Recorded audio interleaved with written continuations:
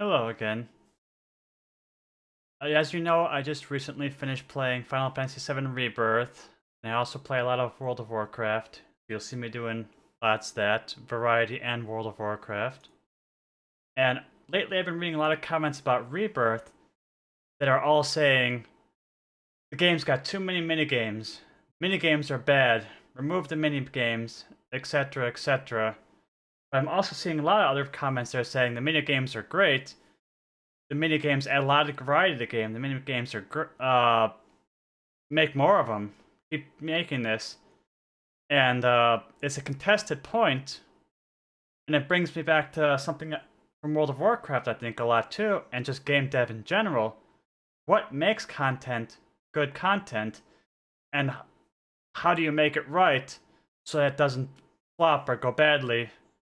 And that's a very important discussion when it comes to game dev, especially. And something also in game dev, you have to be able to understand the feedback and read between the lines. You have to recognize what the players are actually saying, not what they're typing. Because if you read what they're typing and react to just that, you can make a problem much worse. And that's why good game design is about recognizing the real problem. And I'm going to discuss that now in regard to the minigames and using examples from World of Warcraft. But I think the core thing here is understanding what makes good content. So I'm going to break that down first. What is good content? Content that players enjoy. So what is the best way to make sure that content that players do is something they enjoy? And the core thing right there is player agency. Making it the player's choice to do that content, not the developers. And that's a key philosophy that spells the success for a game and any content therein. So looking at Final Fantasy VII, all these minigames, people are saying, I hate the minigames. The game's got too many minigames. Why is that happening? So as a game dev, you have to look at it and go, okay, if they hate the minigames, just don't play them, right? Ah, there's the catch-22. Not all minigames in Final Fantasy VII Rebirth were optional, and that is the problem. Everyone who's enjoying the minigames is enjoying them because they're choosing to. The people who are not enjoying them are the people who are being forced to play them that don't want to play them.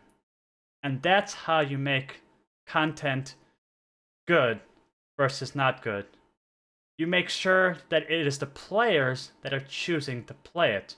Player agency is the most important part of game dev, and if you forget that, then you are basically pissing off your audience. I'm going to use another example from World of Warcraft. When Shadowlands was in alpha, the alpha was almost a resounding success. The loudest players were going, we love Torghast. Torghast is great. This is the greatest shit since, bread on or butter on bread. Make more of this, Blizzard. And everyone, like, all the feedback was positive. There was like no one saying negative stuff about Torghast. So Blizzard, when the game came out, they doubled down on it. They're like, okay, well, now Torghast isn't optional anymore. Now it's mandatory. And you know what happened instantly? The tone of the feedback changed. It wasn't Torghast is great anymore. It's, we hate this. This is Choregast. You're making us do chores we don't want to do to play the game. And the only thing that changed, really, was that they took away player agency. The number one thing that you should never take away in a video game. Once you take away the player's choice in the content they play, it stops being content that they enjoy because you're keeping them from doing what they actually want to do. The key to making a good game, have a wide range of content that's optional. Let the player choose where to put their time. As a developer, you should never tell the player where their time should be spent, because if you're backseating the player to play the game your way instead of their way, it stops being their game. You know, you cannot tell the player what to do. You just simply should give them choices and let them choose what to do. And that's what makes game dev so fickle, and game feedback so fickle too, because you have to read between the lines. You know, going back to Final Fantasy VII Rebirth here, the feedback is there are too many minigames. Remove minigames. The developer took that feedback to heart, and let's say part 3 of the trilogy, they're like, okay, there are a lot less minigames now. That would be a bad decision from the developer. They should not take that feedback to heart. They should analyze that feedback and figure out what the core problem is. And I think in part they've already begun doing that because they released a patch recently recognizing 2 of the biggest outliers, Fort Condor and Gears and Gambits. Those are probably some of the most challenging minigames in the game, and they were required to do for story content. Now, I'll double down on that too. Minigames should not be required to do any story content, whether it's the main story quest, the MSQ, or even side quests, because core Final Fantasy is about exploring the world and its characters, and you should be able to do that without having to play minigames. The minigames that are abundant in Final Fantasy VII Rebirth, I think they're a fantastic addition to the game. Every minigame is great for somebody, but not for everyone, and that is what you have to recognize as a developer. Don't make everyone do the content that should be a choice. So, for example, Queen's Gambit, what you're seeing on screen right now, the card game. At no point in the game is it mandatory. And you know what people are saying about Queen's Gambit? Nothing bad. You're not seeing anyone out there yelling about Queen's Gambit. Like, oh, you're making me play this stupid-ass card game to play the game. They didn't make you play it. On the ship part, I'll try to be vague about it. There's a part in the game where there's a tournament that takes place that you don't have to win it. You don't have to really participate in it at all. You could just say, I don't care about this, I'm moving on, and that's that, you know. It's basically an optional component, even though it is in the main story. You know, the main story can introduce the minigame to you, but doesn't have to make you play it, or win at it, or be good at it, and that's important, you know. It can be like, there's this thing in the game, enjoy it if you want, but if you don't, keep going. And the story will continue. That is good game design. Bad game design is when you have to play a minigame like Fort Condor or Gears and Gambits that even scales with the difficulty you're playing on. Maybe you like to play the game on hard because you like hard combat. That doesn't mean you like hard Fort Condor. So having to go into the game settings and turn the game to easy to beat Fort Condor when you're doing a hard playthrough, that feels bad to the user. It feels like they're cheating themselves out of playing hard because the minigame, which has nothing to do with what they were playing the game for hard for, is also tied to that difficulty setting. And it's not even apparent at first. Like, people had to go on Google, they had to go on YouTube to figure out, hey, by the way, this minigame that you shouldn't be forced to play, but you are, also scales based on the difficulty slider.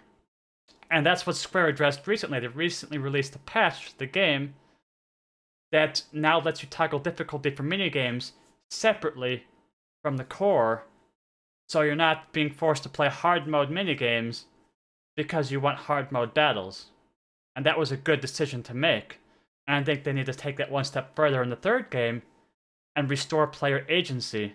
If someone's just playing the game for story, there should be an option, like, for example, Gears and Gambits. They could have simply had an option to go, hey, Chadley, I need help.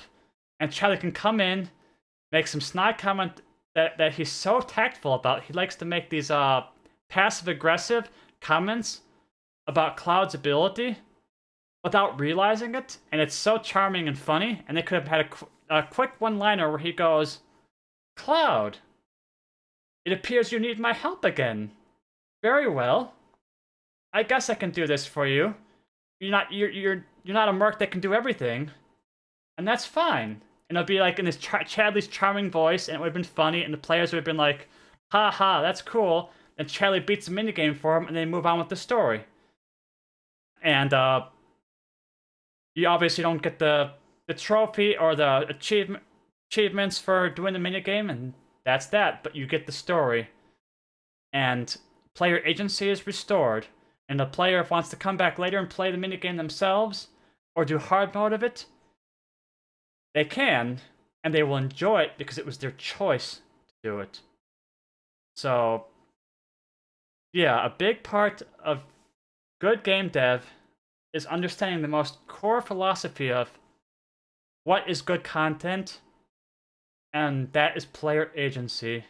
And player agency should always be the foundation of your video game. And that's why World of Warcraft is turning around now. For too long, there was an arrogance among developers where they were not listening to this feedback about player agency. Now that they are, Warcraft is in the best place it's been in years. I'm talking years of play our way or no way from the developers, and they've done a 180, and they're finally like, okay, we hear you. That chart that's been going down for years? Yeah, obviously we're doing it wrong. So we're gonna fix that. And now the chart's going up. Imagine that. And, I'm crossing back and forth between WoW and Final Fantasy Rebirth a lot because they're the most recent games I played, but this applies to all games. Any video game you play, you're gonna find the most successful video games are the ones that, stuck to what they were good at, and that's making good content, telling a good story, making it fun, but most of all, giving players the agency of how they play that game. Because if you take agency away, it stops being a game and starts being a job. And people might still play it. You might even get performance analytics and metrics that go, hey, everyone is doing this thing, it must be successful. And then you double down in it like they did with like World of Warcraft. You know, they had analytics that said everyone's doing Choregast. Well, of course they are, because they have to do Choregast to do the stuff they want to do. It doesn't mean Choregast is a success. It just means it kept them from doing what they wanted. And it still burnt players out. And it might not have been immediate. It might have taken months or even years before players gone, I've had enough. I love parts of this game, but I'm not doing this shit anymore. I'm gonna move on because you're gatekeeping me from playing the game I want to play the way I want to play it. And you know, yeah, this has been a good rant, but I really wanted to dive into this topic as I keep seeing it come up again and again in games, and fortunately it's coming up light in Rebirth, and Squaresoft does have a chance to course correct. For the most part, I think Rebirth is a resounding success, and I think if they double down in Part 3 on everything that was good, and just make a few course corrections, the right ones hopefully, and not listen to the loud people are going, delete this, or don't make this anymore, and instead recognize the true philosophy of reading between the lines and, you know, finding that middle ground. I think the third one will be even a bigger success than Rebirth was, and I hope to see that. I'm still new to YouTubing, so bear with me while I'm still learning how to organize my thoughts in free speech without, you know, looking at a teleprompter or having time to, you know, articulate it through words. For the last 20 years of my life, I've pretty much always written my feedback and not spoken it. And when you write it, it's easier to, you know, articulate your thoughts better. And, well, as I'm journeying into this YouTube thing with all of you, it's pretty new. And streaming too, you're going to find that I'm still learning how to organize my thoughts into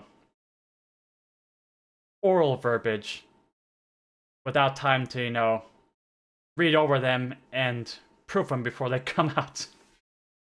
But anyways, I hope you enjoyed this video about making good content, and I hope you come around for more videos, because I'm going to be experimenting, you know, as I try to figure out, like, what the hell I'm actually doing here. And yeah, I'll see you in the next one.